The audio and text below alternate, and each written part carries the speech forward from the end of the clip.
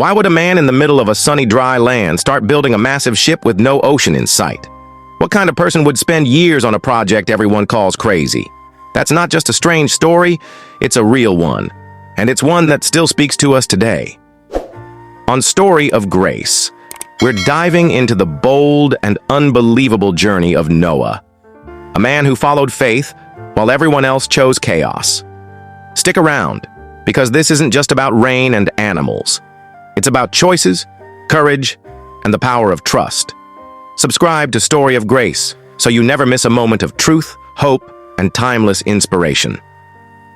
The world had lost its way.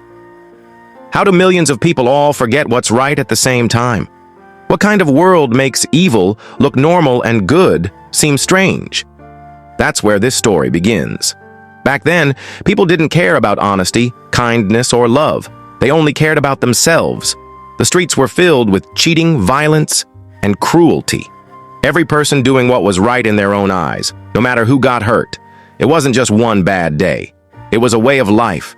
Day after day, people sank deeper into sin. And God saw every bit of it, not with anger first, but with pain. This was His creation, His people, and they had turned it all upside down. It broke His heart. But even in that darkness, there was one light left. One person who hadn't followed the crowd, one man worth saving. Noah was different. Why would one person stay honest when everyone else chose lies? What keeps someone walking straight when the world curves left and right? Noah had that strength. He wasn't part of the mess. He didn't join in with the wild living or the selfish thinking. He stood apart, not loudly, not arrogantly, but firmly. Noah had a relationship with God. He talked to Him. He trusted Him. And that made all the difference. God didn't look for someone perfect. He looked for someone faithful, someone willing to listen. That was Noah. And because of that, God gave him a job, a big one that would take guts, endurance, and absolute belief.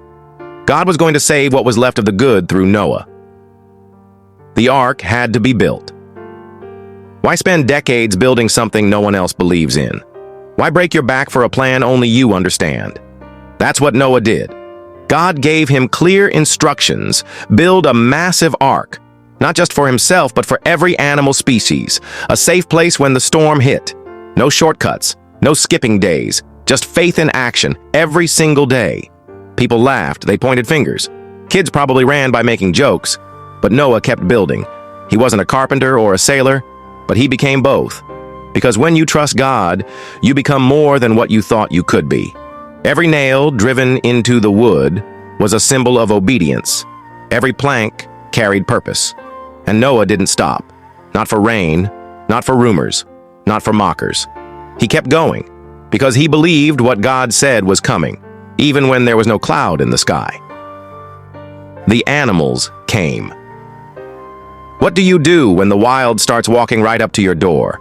What would it feel like to see rhinos, giraffes, doves, and dogs calmly lining up? That's what Noah saw. When the ark was finally ready, something miraculous happened. The animals came. No chaos, no chasing, just quiet obedience from creatures that usually don't follow orders. Lions and lambs, owls and oxen, all of them walked to the ark, 2 by 2, male and female.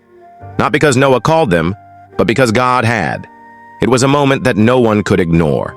The same people who mocked him now stood shocked. But it was too late for questions. The plan was already moving. Noah and his family helped guide the animals in. They prepared the food, the space. They trusted the process, because they knew what was coming, even if no one else did. The door closed and the rain began. What happens when your last connection to the outside world is sealed shut? What does it sound like when heaven and earth break open with water? That door, the massive one at the side of the ark, didn't close by human hands. God shut it. That was the final moment, the point of no return. Then, the sky opened. Rain didn't just fall, it poured. And from the ground, water rushed up too. It wasn't just a storm, it was a reset. In hours, streets vanished. In days, cities disappeared. In weeks, even the mountains sank under the flood. The world outside was gone. But inside the ark, there was stillness. Noah's family gathered close. They cared for the animals. They prayed. They waited. Every creak of the boat reminded them they were floating on God's promise. The storm raged, but it couldn't touch them, because they had listened. They had prepared. They were safe. 40 days and nights of storm. How long can you handle noise, fear, and isolation before breaking? How much can a soul endure when the sky never clears? 40 days and nights. That's how long it rained. Without pause, without relief, just endless thunder, endless waves, endless wondering. But even through that, the ark stayed strong. It rocked, it shifted, but it didn't sink. Inside, it was crowded, it was smelly, but it was protected. Noah kept his family together. They worked as a team, fed the animals, cleaned the stalls, prayed every night, slept in faith, woke up with hope. That's what kept them going. They couldn't see land. They didn't know when it would end. But they knew who held the waters. And that was enough. Sometimes, you don't need the full picture.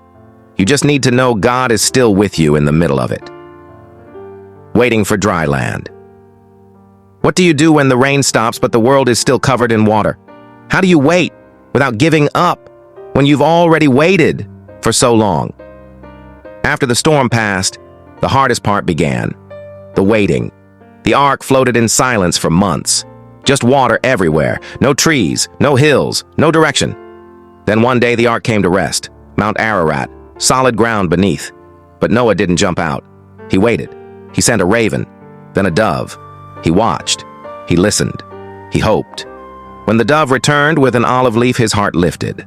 Life was coming back.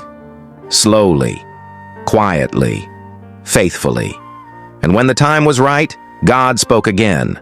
The door could open. The wait was over. The earth was ready. The future could begin. A new beginning. What's the first thing you do after surviving the end of the world? Start farming? Build a house? Noah didn't do any of that first. He built an altar. The moment he stepped onto dry land, he gave thanks, because he knew he didn't make it through on luck. He was saved by grace. The sky was clear. The land was fresh. It was a clean slate, a brand new chance. And God gave a promise that day, a promise sealed in the sky, a rainbow, a sign that the world would never be destroyed by a flood again. A reminder for every generation that God remembers. God protects. God keeps his word. This wasn't just a new beginning for Noah. It was a new beginning for all of us, a story we're still learning from today. Faith over fear. What kind of faith makes a person stand alone against the world? What kind of strength keeps you going when no one else is on your side? Noah had that kind of faith, the kind that acts when others sit, the kind that moves forward when everything says stop. His story isn't just history. It's a guide. For you.